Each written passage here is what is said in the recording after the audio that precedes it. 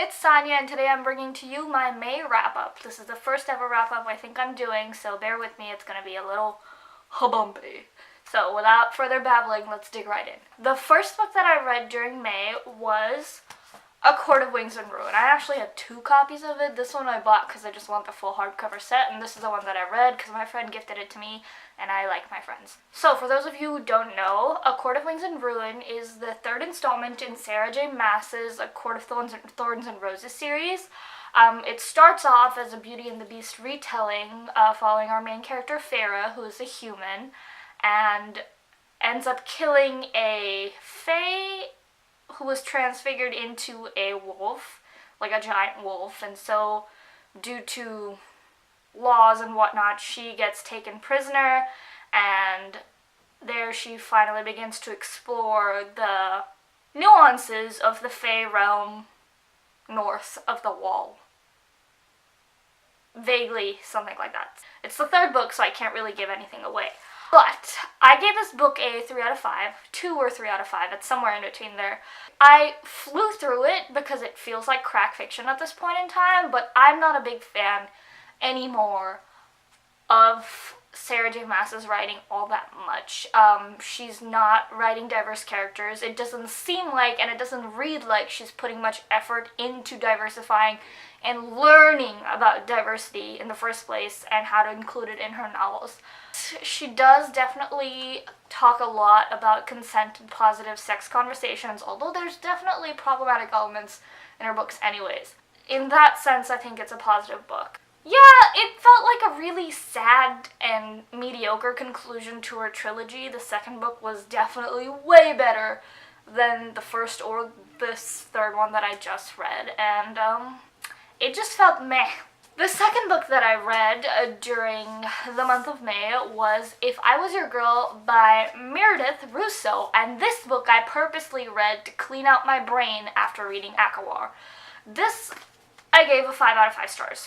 Fantastic, fantastic novel. I am not a big fan of contemporary romances, not at all. I think they're the same. Basically, it's the main character learning something about themselves and falling in love, which I find really annoying.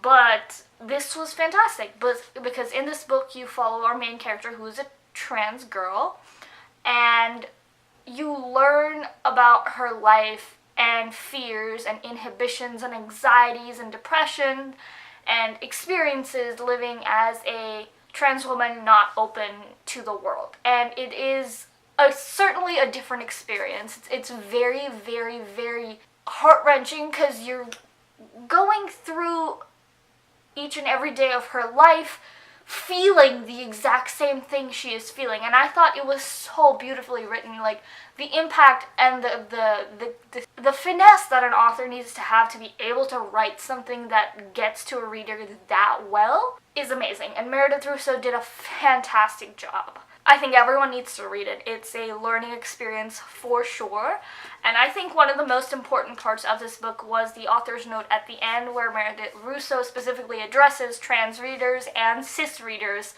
on how to approach this book, and she specifically says that this book isn't gospel when it comes to learning about trans people and trans lives out in the real world. It is one story, and it is not even Meredith Russo's story. So I think that perhaps is the biggest takeaway from the story, is to be willing to learn about trans lives and be accepting about it. And I really, really am appreciative of that, because I found myself also looking to this book as kind of a, teaching book, when it really isn't. It's a story, and what you learn from is from research and from conversations and from listening to people who actually go through this life and go through these experiences.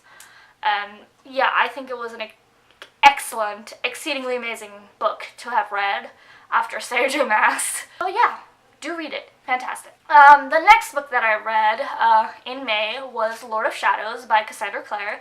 This is the 2nd installment in the Dark Artifices series, which is the 3rd series in the Shadowhunter Chronicles overall. This book happens a few years after the end of the Mortal Instruments, and it follows characters Juliet and Emma and their parabatai and, you know, the new conflicts that arise after laws and whatnot that have been passed from the first Shadowhunter War. Again, it's a little complex to explain because it's the third installment in this series, and there's a lot going on. It's very politics heavy, which I really, really loved because it's perfect for the series. I was tired of reading romances and I thought I would not be able to get back into it, but honestly, it's hit like a ride or die moment for me, and because this book was so heavy in politics, I loved it because I think this is finally the moment where all the world building is complete and now you're finally there to, you know, live the lives of these characters as they live them in the world. I give this book, I think, a 5 out of 5 stars or 4 out of 5 stars. I'm not exactly sure. It was a fantastic read. This was the first book I read as an audiobook, and that was an experience of itself. I'll probably make a video about that. But yeah, it was a fantastic book, and I really, really enjoyed it. Okay, and the fourth and final book that I read in May was Trials of Apollo, The Dark Prophecy, and this is the second book in Rick Riordan's installment that follows the god Apollo, who's been cast down from Olympus and stripped of his godly powers because he did something to piss off Zeus's dad, and so now he's going on several individual missions to regain his father's good favor, and he is trying to, I guess, uncover all the oracles that exist in Greek mythology. And so in this book, I can't really say because that's going to give it away, but I gave it a 4 out of 5 stars flat. It did not feel as perfect as the Percy Jackson books felt, which is why it's a 4 out of 5, but it was really, really enjoyable nonetheless. Rick Riordan's books are an immense teaching moment for middle grade readers and for adult readers, I think so. He manages to bring in so many contemporary social issues and cater them to his readers in such a perfect way, and it's really heartwarming to see someone put in so much effort, take critique from his readers, and then implement that in a way that shows that he's done his research, shows that he cares about what he's writing about. I'm just immensely thankful for having him. Like, Uncle Rick, honestly, you're the man. This book doesn't lack the Percy Jackson humor at all. Apollo is definitely annoying to the max. You can tell that he's still as arrogant as his godly self, but lacks the godly powers and can't defend himself, and you see that conflict in him, and it's a really enjoyable book to read, to see, you know, the dichotomy of arrogant gods versus, you know, mortals who've been humbled, who've been forced to, you know, deal with these people who've got massive egos, and it's just a different and wonderful dynamic to read about. I'll definitely post a full review for Trials of Apollo. I think it deserves one. This was a really quick video to film and I really enjoyed it, so I'll probably do more. But that's all I have for my wrap-up. 4 books, pitiful, but I only read for 2 weeks this month because the prior 2 weeks of May were exam weeks. Of course, I did not get anything to read. That's all I have for you today. Thanks for watching.